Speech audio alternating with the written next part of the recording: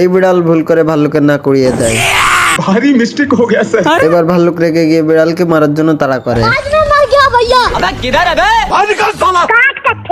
তারপর বিড়াল গাছ সহ ইঁদুরকে তাড়া করে।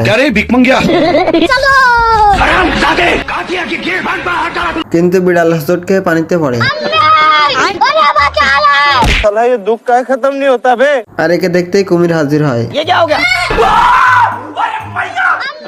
এটা থেকে বিড়াল এক লাফে 20 তলায় উঠে যায়। উপরে আসতে বিড়ালের মার পড়ে। অনেক কষ্টে বিড়াল জান বাঁচিয়ে পালায়। রাজপ্রাসাদের এত খাবার দেখে হারামজাদা বিড়ালের লোভ লেগে যায়। কিন্তু এই হারামজাদা বিড়ালটি এখানে এসে ওই ইঁদুরের পাশ ছাড়ে না।